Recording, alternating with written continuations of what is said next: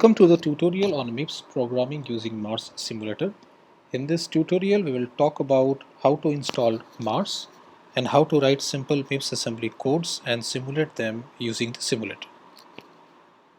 Mars is an assembler, simulator, and debugger for the MIPS processor, developed at SOD State University by Pete Sanderson and Kenneth Vollmer. Before we get started with the programming, let's have a look at how to download Mars. The simplest way to do it is go to the Google search bar and type in Mars Simulator. Click on the link, click on download Mars, and it gives you a jar file. So Mars Simulator is distributed as a jar file. So obviously you need to install the Java runtime environment in order to work with the Mars Java file.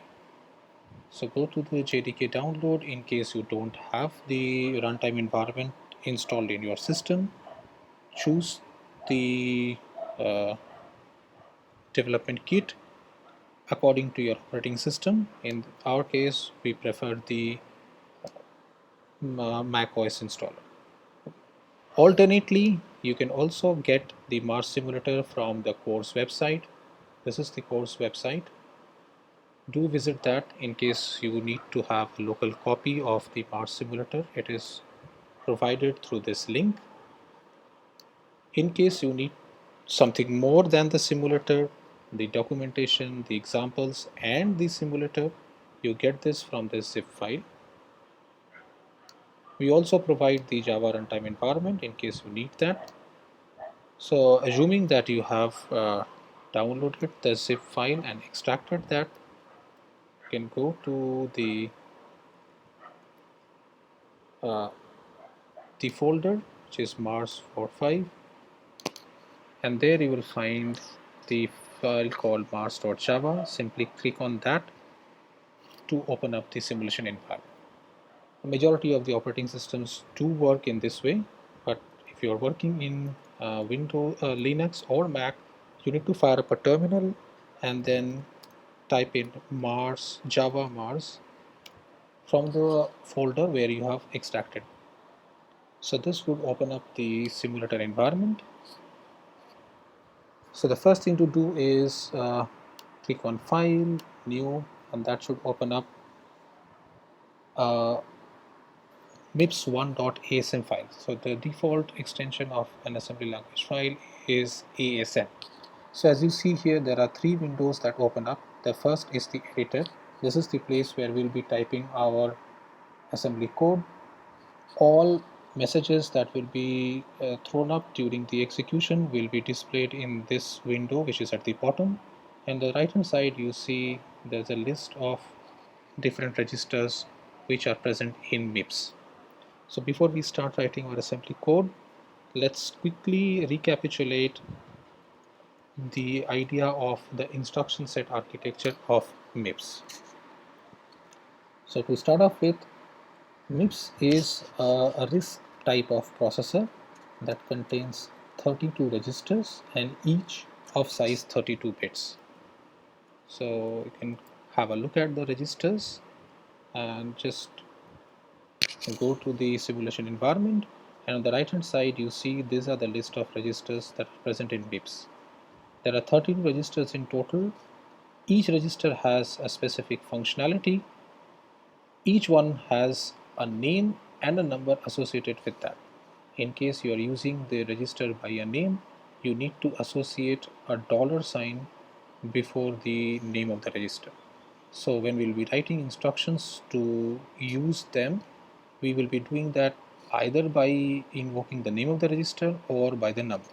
So there are in total 32 registers and each is of size 32 bits. Next, the memory that is interfaced to the MIPS processor. MIPS treats the memory into two separate segments. So if you look at the figure, it's something like this, that you have say this is the MIPS CPU, and the memory that is interfaced to this CPU. MIPS considers the memory to be divided into two segments, one that is used to hold the data that is used or the data that is stored during execution of the program, and the second is the range of locations that is used to store the text or the instructions. So this is how the memory is divided. It gets divided into two segments, data and text. And while writing the programs, a programmer also needs to keep this in mind, and this is done by using two keywords, dot data and dot text. So all instructions should be written after this dot text segment, and any data that you would like to access or generate will be mentioned in this dot data segment. So that is the first thing that needs to be kept in mind. Okay, next, what about the instructions? So as we know that instruction consists of an opcode and operand, where opcode is the work that needs to be done, the operation that needs to be done, and operand is the address of the data. There are different ways to mention the operand, and all these different kind of ways to mention the operand is called the addressing mode. So there are various addressing modes that are available for MIPS. It is either a register type or an immediate type or a branch instruction. Okay, so we'll come across all this as we uh, write different codes. Okay, next thing to consider is how to write an instruction. The easiest way to do it is you find the instruction code, drop it in the memory location, and then instruct the processor to execute from the address. So where do I get the instruction code? Okay, so here we have provided for you MIPS instruction set. So you need to refer to this instruction set every time you plan to write an assembly code. Have a look at the instruction set. It gives you the list of all instructions that are supported by the MIPS processor. And these instructions have been categorized into different types depending on what kind of instructions they are. We have instructions that deal with arithmetic operations. They are called arithmetic instructions. We have instructions that allow you to perform logical operations. We have instructions that allow you movement of data from registers to memory or from register to register. They are called data transfer type instructions. And we have instructions that allow you to perform a conditional jump depending on some condition being true or false. These are called branch instructions. And we have some special instructions which we'll talk about when we'll come across them in our different codes. So this is the instruction set that you should always refer to when you are writing some MIPS assembly. Okay, so the easiest way to do it is find out an instruction that you would like to execute, find the code of that, and that's called the instruction code, and drop it in the memory location. So now here we have an example. Let's say I would like to add the contents of two registers, say $S1 register and $S2 register, and store the result in $S0 register. Now the way to do it is I need to find the equivalent 32-bit binary pattern for this particular instruction, which is the one that has been shown here. So this is the equivalent 32-bit pattern that is the instruction for adding the registers contents of S1 and S2 and putting the result in S0. Well, so the more compact way of representing that is through an hexadecimal representation, which is 0x02328020. So the idea is that you decide on some memory location, which is a location in the text segment, and you drop this code, which is say 0x023282020. So this instruction code that is supposed to perform the task of adding the contents of the two registers and putting the result in the third is dropped in one of the memory locations. Let us assume that the location where this has been done is say a location which is also I'll mention the address as and okay, so 1001 followed by 4 zeros. So let's say this is 1001.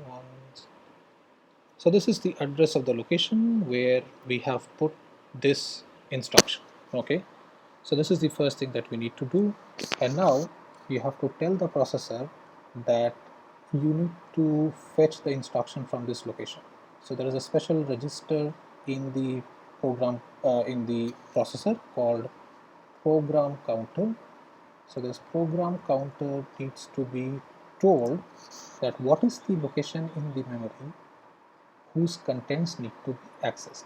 So how do you do that? You simply put this location here. The program counter now holds the address 10010000, which is the address of the instruction. So once the program counter sends this address, the content is brought into the processor and the instruction gets executed. So this is the mechanism of executing any instruction. Find the instruction code, drop it in the memory, and you instruct the processor to execute the address. How do you do that?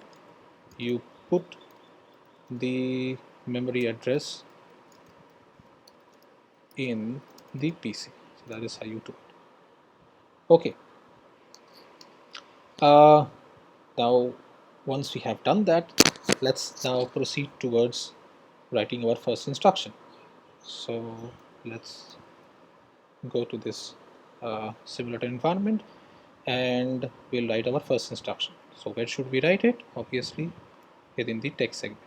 And what we plan to do, well, let's assume that suppose we would like to say store uh, the content of a register in a memory location.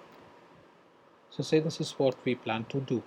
Okay, so let's see how we can write an instruction for doing this. So the first thing that you need to do is decide a register where you will store the content and then you will transfer that to memory location. So let us decide on one of the registers. So we have a lot of them here, 32, but they are used for different purpose.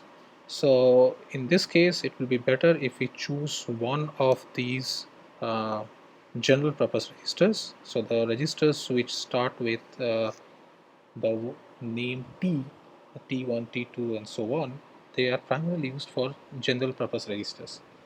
So let's take any one of them, say $T1.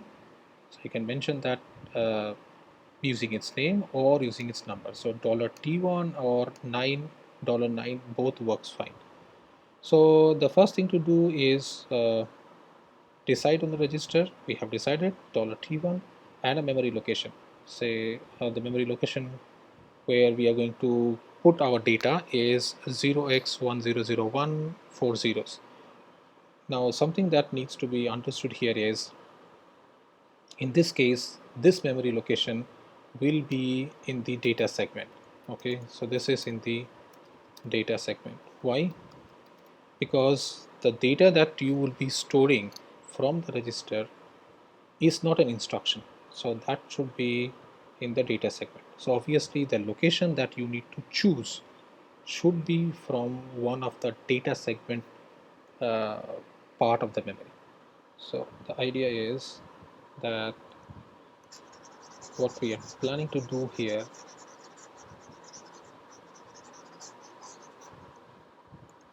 okay, so here we have the MIPS processor and one of those registers, say $T1, is supposed to, so the data content of this is supposed to be stored in the memory. Now because this is a data, so it cannot, this is reserved for your instructions. So obviously this has to go and sit in one of the locations of the data segment, right? So if it has to be one of the locations of the data segment, you have to know the address of the location where you will be sending the data. So when we'll be choosing the address, you should be very careful that the memory location that is chosen is from among the locations allowed for the data segment. So this is the first step. Choose the register and the location. Then the second thing is we'll be choosing a suitable instruction for storing the data. Okay, so let's do that first. So the first instruction that we are going to look at is there are a number of ways in which you can do it. We will go with, say, one of the instructions. Let's quickly have a look at the data transfer instructions that we have here, because the idea is to transfer some data from the into the register called T1. So the one that comes close to is something like this, where we have two options. Either you have instruction called LUI $1, 100, or you have LI $1, 100. So let's go with, first of all, let's say LUI $T1, 1. Okay, now there's an interesting thing that happens here. So if you use the instruction called LUI, now just have a look at LUI. What does it say? It says that LUI, it stands for load upper immediate, and what it means is the constant value that you are planning to load onto T1 will actually be loaded as the upper 16 bits. So what we mean is, suppose you have okay, so in this case we have assumed that we are loading a constant called 1 into $T1. Now 1 is actually in hexadecimal, it can be viewed as 00000001. Okay, but what you actually do is, okay, by the way, hash is used for comment. So 1 in decimal is actually a 32-bit binary pattern with say 31 zeros, and the 32nd, that is the least significant bit, is 1. So written in hexadecimal, it's like 7 zeros followed by 1. So if that is the constant that you are planning to load onto T1, what happens after this instruction is that if you have written LUI $T1, 1, this actually happens in this way, that this, if it is like 0x0000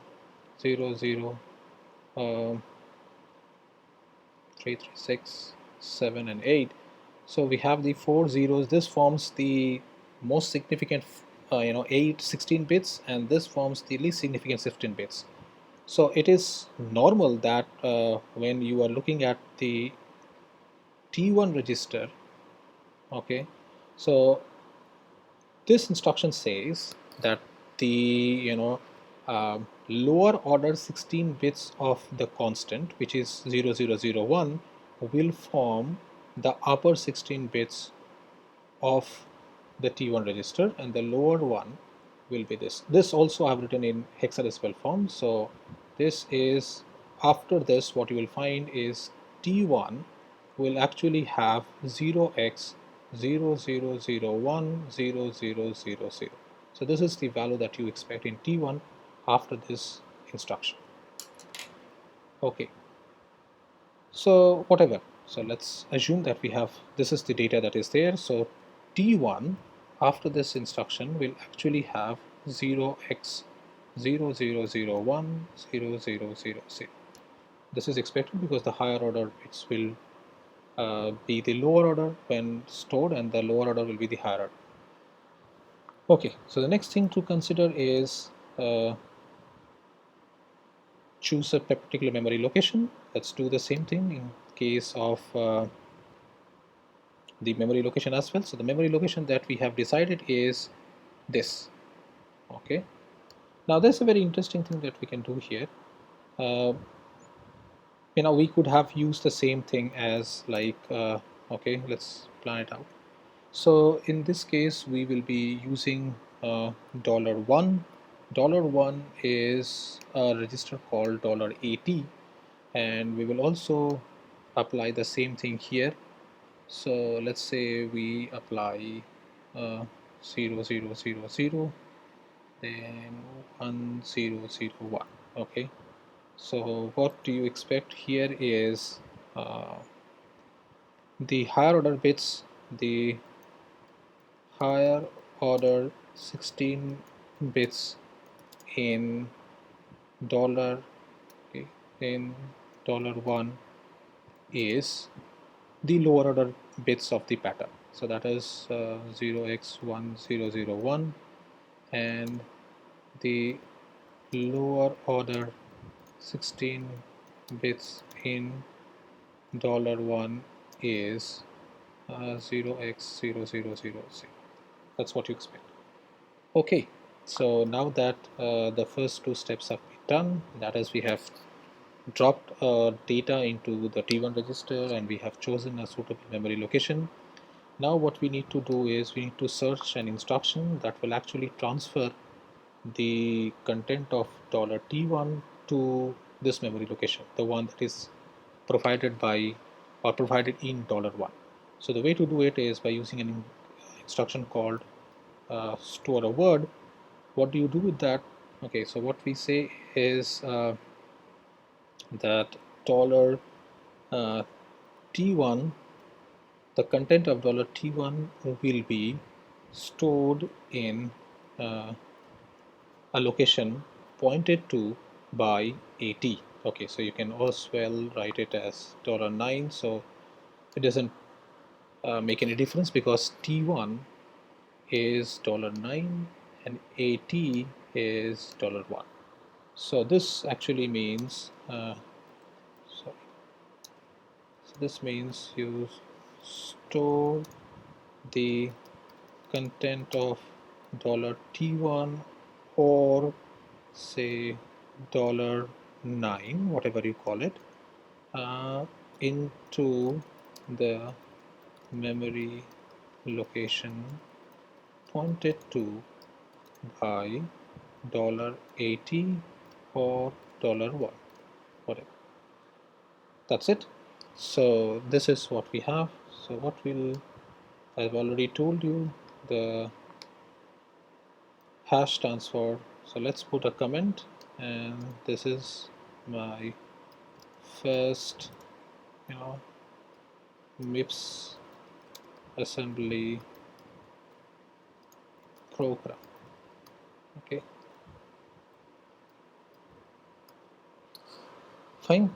So what we'll do is we'll save this and we'll keep the name.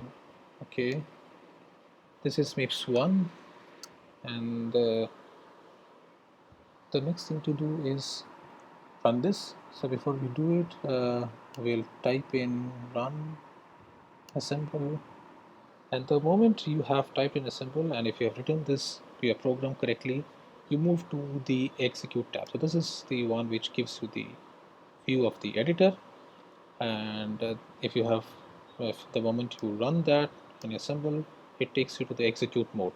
And this is an interesting thing that needs to be seen here. The execute mode, it splits up the screen and shows you two segments, the text segment of the memory and the data segment of the memory. So the text segment of the memory shows you the portion which where you contain the instructions. So there are three instructions that have been written, and each one of them are loaded onto the memory, and the first instruction is loaded in an address 0x0040000, followed by the next instruction in location number 0x00400004. It's interesting to note that the next instruction, that is this one, actually starts from 4 locations after the first, and the reason is uh, if you go back to the, so this is the, say, the instruction, and what we have done is we have dropped, so we've written 3 instructions, and these 3 instructions are, okay, let's say 0x, this is in 0x 0 0 0 0 4 1 2 3 4 5. Okay, so this contains the instruction called, say, LUI dollar T1 comma 1. Now this instruction is of 32 bits. Okay, so the code of this is 32 bit. Now if this is of size 8 bit, that is each location is of size 8 bit, so this instruction, which is of 32 bit, will actually occupy 4 locations. Okay, so that means the next location, which is LUI $1 comma 0x 00001001, actually starts 4 locations after this, which is 004000004. Okay, and that is what is reflected in here. Obviously the next one starts after 4 locations. Okay, now the next thing to do is execute, and the way to do it is click on this button. There are 2 ways you can execute this. Either you can run all the instructions at one go, or you can execute them in step. So let us execute one by one. So the first thing we'll do is we'll execute one at a time. Okay, so if you execute the first instruction, what you expect is you would expect um, the T1 register to be loaded with a value 0x00001. Let's have a look at that. That is what is expected. If you go back to the code, what we had expected is we would have expected this value to be loaded in T1. Okay, let's have a look at this. Yes, indeed it is. So T1 now is loaded with a data. The next thing is we would like to decide the memory location, and to do that we have chosen memory location 0x00001001 because we have used the LUI, so that means the higher order bits is 001 and the lower order bits is 4 zeros. Okay, so let's execute the next one. So as you see, the register 1 or the register 80 is actually loaded with the memory location that we would like to choose for storing the data. Okay, and then fine. The third line is store the contents of $T1 to the memory location that has been chosen, and that is what is reflected here. So just have a look at this. This is what is done. Okay, so this is how we can store some contents of the register onto the memory location.